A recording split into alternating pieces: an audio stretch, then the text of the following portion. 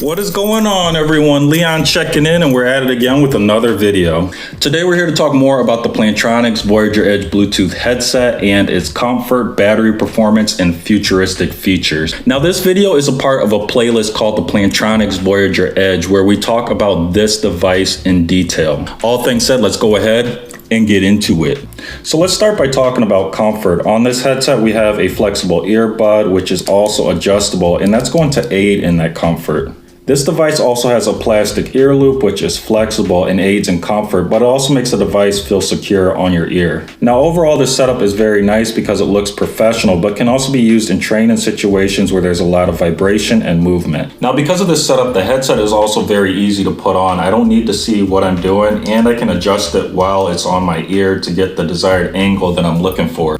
Now, because of this setup, I can also wear this headset for a few hours at a time. That being said, I normally have to take this headset off 2 or 3 times a day for about 10 minutes at a time to recover from the discomfort. Okay, so let's go ahead and talk about the battery performance. So with this headset, I listen to a lot of music and podcasts occasionally. Now, of course, sometimes I'm removing the headset just because of discomfort, so I need to take a 10-minute break or so to recover from that discomfort. However, when I do take the headset off, I always leave it on because that's part of the battery test. And this device also has smart sensors, just like the Google Pixel Buds too. So when you put this headset back on your ear, it automatically knows it's on your ear, and it even resumes media. Now, when it comes to the battery test, I also use this headset for several calls a day, ranging from a few minutes to about half an hour. Now, this headset is very consistent when it comes to estimating the amount of talk time when it's 100% charged, and that comes out to about 6.5 hours. Now, I did try to run this device down to 10%, which is when the low battery level warning comes on. Now, for day 1, I had about 15 hours of runtime, and we didn't even reach the 10% level. I actually had 25% battery remaining, which is just amazing. Day 2, I actually had about 10 hours of runtime, and we actually did reach that 10% battery level. Day 3, we had 12 hours runtime, and again, we reached that 10% battery level. Day 4 was a little bit shorter. We had only 8 hours of runtime, and again, we reached that 10% battery level. And then day 5, we had 12 hours of runtime. Again, we reached that 10% battery level. Now, averaging this all out comes out to about 11.5 hours of runtime, which is really good. So let's talk about charging. To start things off, I ordered this device with a charge dock, which I can't use because it's not compatible with the plastic ear loop once it's installed. So on the left here, we have that charge dock, and again, we've got the ear loop there installed, and there's just no way to fit this without the ear loop interfering with the case itself. It's just too big, which is a huge disappointment because I was looking forward to using the charge dock, but also the charge dock is kind of big when you consider it. It's a little bit bulky,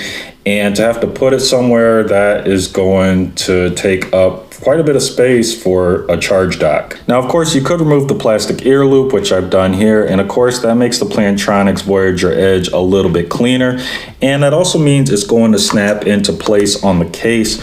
But the only problem is if you continue to remove the plastic ear loop, the plastic is going to fatigue and it's going to break, and I know this from personal experience. That being said, I haven't really used the charging dock just because I use the plastic ear loop, and I refuse to keep removing the plastic ear loop, although you can buy more of them. Also, you don't need a charge dock to charge this headset. You just need a regular micro USB charge cable. The next thing we want to talk about are the smart sensors, and they work really well on this headset, and they're similar to what you'll find on the Pixel Buds too. Now, putting on the headset will answer an incoming call, transfer an active call from your phone, or resume streaming media. And this is excellent for playing music or watching videos such as Netflix or YouTube. Now, taking off the headset will transfer an active call to your phone, pause streaming media, and lock the call button to avoid accidental calls. Now, talking more about the smart sensors on the headset, we have Smart Call Answer or Ignore, and this is a favorite of mine. So what the Voyager Edge does is when you get an incoming call from someone, it lets you know that you have an incoming call from that person. Then it'll ask you if you want to answer or ignore. Now, this is a cool futuristic part about this headset. You either say answer or ignore, and it performs that function respectively. Now, this works perfectly in situations where it's a good idea to not use your hands. For example, I work in the medical field.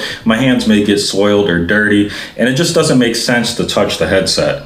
It also has a cool factor to it. I mean, come on, it feels very sci-fi when you say answer or ignore, and you never have to touch the headset, it just does it. And then there's call-in performance. Now, when it comes to call-in performance, callers can be heard clearly. Now, I don't use this headset to make a lot of calls, but the few people I've talked to said they could hear me really well. I even had one person, when I was walking my dog outside, they said they could hear the birds in the background, and I wasn't even aware of the birds in the background. That's how good it is. So final thoughts, there are a few missed opportunities here. Now on the headset itself, we have a pause play button, but there is no previous track or next track button, which is weird because on my previous Plantronics headsets, I've always had a previous track or next track button. Now I use this headset for a lot of fitness and when walking my dog, and that's a feature I really do miss a lot because I used it a lot. The next missing feature is wireless charging. That would have been nice to have on the Voyager Edge, and it's not there. Plus the charging dock really isn't practical because you have to take off that plastic ear loop, and if you keep taking that on and off, that's going to fatigue the plastic itself on that loop and it's going to eventually break.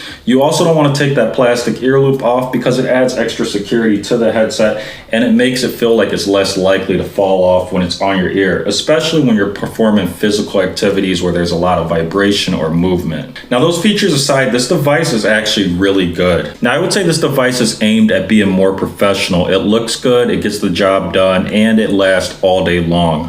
I also use this with my Moto 360 smartwatch, works really good for answering calls or playing music. Now that's pretty important to bring up because again, this doesn't have a previous track or next track button, but with a smartwatch, you have the buttons built into the screen. So that's a workaround around this. So that is it for today's video. If you enjoyed it and found it useful, please leave a like. If you have any questions or comments, as always, drop those down below and I'll do my best to answer them. As a part of something new I'm doing, comments may also be featured in my IG stories as my way to show my appreciation. Now there are 3 ways you can support the channel. The first way is to click on the Amazon storefront link found in the description below. There you'll find items that I have bought or would like to buy, and anything that you do buy from the storefront does support the channel. The next way to support the channel is just by sharing this video with someone who might enjoy it or find it useful. And the last way to support the channel is just by clicking that subscribe button. Now liking and subscribing are important. Those are ways to vote on whether you like the video or the channel. Liking and subscribing are also important for new viewers. If new viewers see lots of likes and subscribers, they're going to think that the videos are helpful and the channel is worth watching. So that is pretty much it. And until next time, Leon checking out.